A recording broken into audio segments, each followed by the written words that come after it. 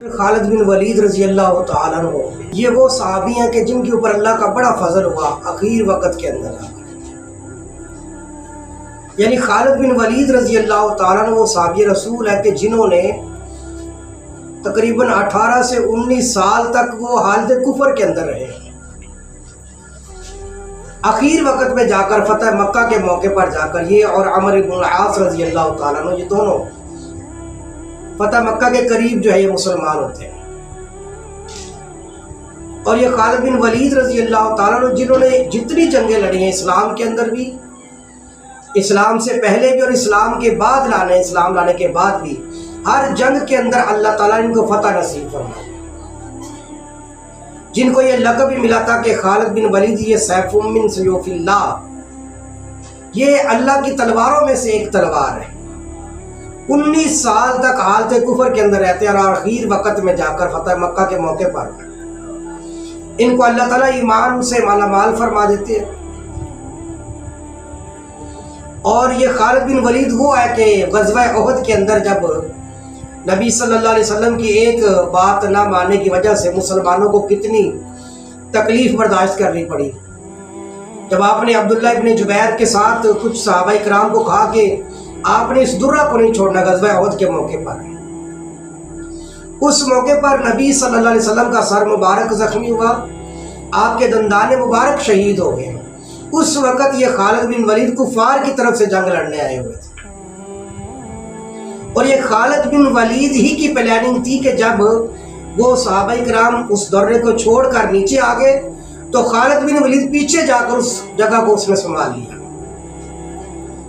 اور پھر اس کے بعد مسلمانوں کے 70 صحابہ کرام شہید ہو گئے، جن میں نبی صلی اللہ علیہ وسلم کے حضرت حمزہ بھی شہید ہو گئے تھے. خالد بن ولید رضی اللہ تعالیٰ عنہ یہ عجیب ایک اللہ کے پیارے صحابی ہیں، اللہ کے پیارے بندے ہیں کہ حالت کفر کے اندر بھی اور حالت اسلام کے اندر بھی جو اللہ نے جو جس زمانے کے اندر بھی تھے یہ اپنے ہر زمانے میں جنگجو کے اعتبار سے رہے، بہترین جنگ کرنے والے، بہترین پلانر تھے. خالد بن ولید رضی اللہ تعالیٰ عنہ حضرت عبداللہ ابن عباس رضی اللہ تعالیٰ عنہ روایت کرتے ہیں بخاری شریف کے اندر کہ حضرت میمونہ کے گھر میں نبی صلی اللہ علیہ وسلم تشریف فرما تھے، وہاں پر حضرت خالد بن ولید رضی اللہ تعالیٰ عنہ بیٹھے ہوئے تھے. تو خالد بن ولید جو ہے نا وہ دسترخوان کے اوپر بیٹھے ہوئے تھے اور کھانا کھا رہے تھے اور گوہ کا گوشت بھی بھنا ہوا پڑا ہوا تھا. حضرت خالد بن ولید فرماتے ہیں کہ میں بڑے شوق سے کھا رہا تھا اور میں نے دیکھا کہ حضور نہیں کھا رہے تھے، تو میں نے عرض کیا کہ حضور آپ کیوں نہیں کھا رہے؟ تو آپ نے فرمایا کہ خالد مجھے یہ پسند نہیں ہے، اس لیے کہ یہ میرے شہر کا جو ہے شہر کے اندر یہ موجود نہیں. تو خالد بن ولید کہتے ہیں کہ میں نے عرض کی یا رسول اللہ صلی اللہ علیہ وسلم یہ حرام ہے؟ تو آپ علیہ السلام نے فرمایا نہیں میں اس کو حرام نہیں کہتا، لیکن مجھے پسند نہیں چونکہ یہ میرے شہر کے اندر نہیں. یہ خالد بن ولید رضی اللہ تعالیٰ عنہ اسی طرح اسلام لانے کے بعد پھر جب وہ معاملہ ذوالخویسرہ نامی بندے کا معاملہ آتا ہے، جیسے کہ بخاری مسلم اور مشکاہ شریف کے اندر روایت موجود ہے کہ ذوالخویسرہ نے یہ کہا جب آپ علیہ السلام مال غنیمت تقسیم فرما رہے تھے تو ذوالخویسرہ نے کہا تھا کہ اے دل یا محمد اتق اللہ، حضور سے کہہ رہا یہ شخص کہ آپ اللہ سے ڈرے اور عدل کے ساتھ کام کریں. تو آپ نے فرمایا کہ اگر میں عدل نہیں کروں گا تو دنیا میں کون عدل کرے گا؟ اس موقع پر بھی سیدنا عمر بن خطاب کے بعد جو دوسرا صحابی کھڑا ہوا تھا وہ خالد بن ولید رضی اللہ تعالیٰ عنہ، عرض کی کہ حضور مجھے اجازت مرحمت فرما دے میں اس کی گردن کاٹ دوں. تو آپ علیہ السلام نے عمر اور خالد سے فرمایا کہ نہیں رہنے دو، لوگ کہیں گے کہ حضور اپنے ساتھیوں کو بھی قتل کر دیتے. یہ خالد بن ولید رضی اللہ تعالیٰ عنہ پھر جب اسلام لے آتے ہیں تو اسلام لانے کے بعد پھر ان کا اسلام بھی بڑا بہترین تھا. پھر آپ دیکھیں کہ پھر جب اسلام لانے کے بعد پھر کیا معاملات رہے ہیں. آپ جانتے ہیں کہ غزوہ موتا کے موقع پر اللہ کے محبوب علیہ السلام نے صحابہ کرام کا لشکر بھیجا غزوہ موتا کی طرف، اور آپ نے اس لشکر کے اندر اپنے منہ بولے بیٹے زید بن حارثہ کو امیر لشکر بنا دیا. اور آپ نے لشکر کو روانہ کرتے ہوئے فرمایا کہ دیکھو زید بن حارثہ اس لشکر کا امیر ہے، اگر زید بن حارثہ شہید ہو جائے تو آپ نے فرمایا پھر یہ اس لشکر کی کمان حضرت جعفر بن ابی طالب کریں گے رضی اللہ تعالیٰ، جو سیدنا علی بن ابی طالب کے بھائی ہیں۔ پھر آپ نے فرمایا ہاں اگر جعفر بھی شہید ہو جاتا ہے تو آپ نے فرمایا پھر اس کے بعد عبداللہ ابن رواحہ اس لشکر کی کمان کریں گے، اور فرمایا کہ عبداللہ ابن رواحہ بھی اگر شہید ہو جائے تو اس کے بعد پھر جس کو مسلمان چاہے اپنا امیر بنا لے۔ لہٰذا یہ لشکر چلا جاتا ہے۔ وہاں پر میں نے روایات میں پڑھا کہ ایک یہودی آدمی، جس وقت آپ علیہ الصلوۃ والسلام یہ جملہ ارشاد فرما رہے تھے، ایک یہودی آدمی نے آپس میں بات کرتے ہوئے کہا کہ جن جن کا حضور نے نام لیا ہے یہ تینوں کے تینوں شہید ہو جائیں گے۔ تو کسی نے پوچھا کہ آپ کو کیسے پتہ ہے یہودی لیکن حضور کی بات پر کتنا یقین ہے؟ کہنے لگا یہ جو اللہ کے نبی نے ارشاد فرمایا نا کہ اگر زید بن حارثہ شہید ہو جائے تو حضرت جعفر بن ابی طالب کمان لے لیں، جعفر بن ابی طالب اگر شہید ہو جائے تو عبداللہ ابن رواحہ پکڑ لے چلا، اور اگر عبداللہ ابن رواحہ بھی شہید ہو جائے تو پھر اس کے بعد کوئی مسلمان جس کو آپ لوگ مسلمان امیر بنا لیں وہی آپ کا امیر ہوگا۔ تو اس یہودی نے کہا کہ جس کا حضور نے نام لیا ہے یہ سب کے سب شہید ہو جائیں گے، اور واقعتاً بعد کے اندر ہوتا بھی ایسا ہے۔ صحابہ کرام فرماتے ہیں پھر غزوہ موتا کے موقع پر اللہ کے نبی علیہ الصلوۃ والسلام مدینہ طیبہ کے اندر موجود ہے، اور صحابہ کرام کہتے ہیں کہ ہم نے دیکھا کہ حضور کی آنکھوں سے آنسو بہہ رہے تھے، اور آپ مدینہ میں مسجد نبوی کے اندر بیٹھ کر ارشاد فرما رہے تھے کہ میرے زید بن حارثہ کو شہید کر دیا گیا۔ پھر آپ نے فرمایا کہ اب میرے جعفر بن ابی طالب کو بھی شہید کر دیا گیا۔ پھر آپ نے فرمایا اب عبداللہ ابن رواحہ نے کمان سنبھال لیے، اور پھر آپ نے فرمایا کہ اب عبداللہ ابن رواحہ کو بھی شہید کر دیا گیا۔ اور پھر آپ علیہ الصلوۃ والسلام نے فرمایا کہ اب کمان ایسے بندے کے ہاتھ میں ہے جو سیف من سیوف اللہ، جو اللہ کی تلواروں میں سے ایک تلوار ہے، یعنی خالد بن ولید نے اب اس کمان کو سنبھال لیا۔ تو پھر خالد بن ولید رضی اللہ تعالیٰ نے ایک ایسے صحابی ہیں کہ حالت کفر میں بھی اور حالت اسلام کے اندر بھی جس جنگ کے اندر یہ شامل ہوئے ہیں ساری جنگوں کے اندر یہ فتوحات کے ساتھ ہی واپس آئے۔ یہ حضرت خالد بن ولید رضی اللہ تعالیٰ عنہ۔ اسی طرح حضرت خالد بن ولید رضی اللہ تعالیٰ عنہ کی پرسنالٹی سیدنا صدیق اکبر کے زمانے کے اندر یہ آرمی چیف ہوا کرتے تھے۔ جنگ یمامہ کے اندر بھی یہ کمان کرنے والے بڑے صحابہ کرام میں سے تھے جو مسیلمہ کذاب کے خلاف جنگ لڑنے تھے۔ تو یہ خالد بن ولید بھی اسی ماہ سفر کے اندر فتح مکہ کے موقع پر جو ہے وہ مسلمان ہوئے تھے۔ اس حوالے سے میں نے کچھ گزارشات ان کے متعلق بھی کہا۔ خالد بن ولید کے ساتھ دوسرے صحابی جو مسلمان ہوئے تھے وہ عمر ابن العاص رضی اللہ تعالیٰ عنہ۔ عمر ابن العاص آپ جانتے ہیں کہ یہ بھی اس شروع کے اندر بہت زیادہ اسلام کی مخالفت کرنے والے تھے۔ حضرت عمر ابن العاص رضی اللہ تعالیٰ عنہ پھر بعد میں جب اسلام قبول کر لیا تو پھر یہ فاتح مصر بھی بنے، یعنی مصر کو فتح کرنے والے حضرت عمر ابن العاص رضی اللہ تعالیٰ عنہ کی ذات برکات۔ حضرت عمر ابن العاص رضی اللہ تعالیٰ عنہ کی ذات برکات ایسی ذات ہے کہ فرماتے ہیں کہ جب میں نے اسلام قبول کیا نا اور میں حضور کے ہاتھوں پر اپنا ہاتھ دینے لگا تو فرماتے ہیں کہ میں نے اپنا ہاتھ واپس کھینچ لیا۔ تو آپ علیہ السلام نے فرمایا کہ عمر ابن العاص خیریت ہے، ہاتھ کیوں پیچھے کیا؟ عرض کیا کہ حضور میں اسلام قبول کرتا ہوں لیکن مجھے اس بات کی گواہی آپ دیں کہ میں اسلام قبول کرنے کے بعد میرے گناہ سارے ختم ہو جائیں۔ کیونکہ میں نے کہا فتح مکہ کا موقع تھا، اس سے پہلے 18 سال تک حالت کفر کے اندر انہوں نے زندگی گزاری، اور یہ کفار مکہ کے بہترین اشخاص میں سے ایک شخص تھے، یعنی گفتگو کرنے کا انداز کے اندر بھی بڑی مہارت تھی اور بڑی سوچ و بچار رکھنے والے پڑھے لکھے لوگ تھے،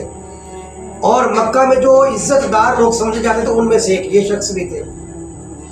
اور گفتگو کا انداز کیسا ہوگا، عقل مند کیسے ہوں گے کہ جس وقت آپ علیہ الصلوۃ والسلام نے اپنے صحابہ کرام کو حبشہ کی طرف بھیجا تھا ہجرت کرنے کے لیے، تو پھر کفار مکہ نے مشورہ کر کے نجاشی بادشاہ کے پاس جس شخص کو بھیجا تھا نا کہ آپ نجاشی بادشاہ کے پاس جا کر بات کریں اور ان کو دلائل کے ساتھ بات سمجھائیں اور ان سے کہیں کہ بھی کچھ لوگ بھاگ کر مکہ کے آپ کے پاس آ کے ان کو واپس لے آئے۔ تو پورے کفار مکہ نے جس شخص کا انتخاب کیا تھا وہ یہی عامر ابن العاص رضی اللہ تعالیٰ عنہ تھے۔ یہ بہت ذہین تھے اور بڑی بہترین قسم کی گفتگو کرنے والے تھے۔ وہ تو پھر بعد میں جب ادھر گئے ہیں تو وہاں پر حضرت جعفر بن ابی طالب نے جب ان کی گفتگو ہوئی نجاشی بادشاہ کے ساتھ عمرو بن العاص کی، تو جعفر بن ابی طالب رضی اللہ تعالیٰ اس وقت سورہ مریم کی تلاوت سنا رہے تھے نجاشی بادشاہ کو۔ اب اللہ کے کلام کے سامنے تو ظاہری بات ہے کہ کوئی کلام نہیں چلتا۔ تو حضرت جعفر بن ابی طالب نے جب سورہ مریم کی تلاوت سنائی نا تو نجاشی بادشاہ نے کہا کہ جو آپ نے سیدنا عیسیٰ ابن مریم کی تعریف بیان فرمائی ہے، عیسیٰ ابن مریم بھی عین ہی ایسے ہیں، اور آپ نے ایک تنکا زمین پر پکڑ کر فرمایا بادشاہ نے کہ عیسیٰ علیہ السلام ایک تنکا بھی اس سے آگے پیچھے نہیں۔ اب عمر ابن العاص نے تو بڑے بہترین طریقے سے بات کی تھی، لیکن ظاہری بات ہے کہ مقابلے میں حضرت جعفر بن ابی طالب نے تقریر فرمائی اور ساتھ میں قرآن مقدس کی سورہ مریم کی آیات سنا دی۔ تو نجاشی بادشاہ حالانکہ اس کے ساتھ تعلقات تھے عمر بن العاص کے ساتھ، اور عمر بن العاص بہت سارے ہدیہ وغیرہ بھی لے کر آئے، تو بادشاہ نے سارے ہدیے بھی واپس کر دیے تھے۔ اتنے ذہین ترین آدمی تھے عمر بن العاص رضی اللہ تعالیٰ۔ پھر جب اسلام قبول کرتے تو اسلام قبول کرنے کے بعد پھر فاتح مصر بھی بنے۔ تو یہ کہتے ہیں کہ میں نے آپ علیہ السلام کے ہاتھ پر ہاتھ رکھنے کے وقت میں نے عرض کیا کہ حضور میں اس بات پر اسلام قبول کرتا ہوں کہ میرے اللہ گناہ معاف فرما دیں گے، کیونکہ 18 سال تک حالت کفر میں رہے گی۔ تو آپ علیہ السلام نے فرمایا کہ عمر تمہیں پتہ نہیں ہے کہ الحج المبرور، جو بندہ مقبول حج کرتا ہے اللہ کی بارگاہ کے اندر، اللہ اس کے سارے پچھلے گناہوں کو معاف فرما دیتے ہیں۔ جو بندہ ہجرت کر لیتا ہے اللہ ہجرت کی وجہ سے پچھلے سارے گناہ معاف فرما دیتے ہیں۔ پھر آپ نے فرمایا کہ جو بندہ ایمان لے آتا ہے ان الاسلام یہدم ما کان قبلہ، آپ نے فرمایا کہ اے عمر بے شک اسلام پچھلے سارے گناہوں کو مٹا دیتا ہے۔ پھر سیدنا عمر بن العاص رضی اللہ تعالیٰ نے آگے ہاتھ بڑھایا اور کلمہ طیبہ پڑھ کر مسلمان ہو جاتے ہیں۔ ذہین ترین آدمیوں میں سے ایک آدمی حضرت عمر بن العاص رضی اللہ تعالیٰ عنہ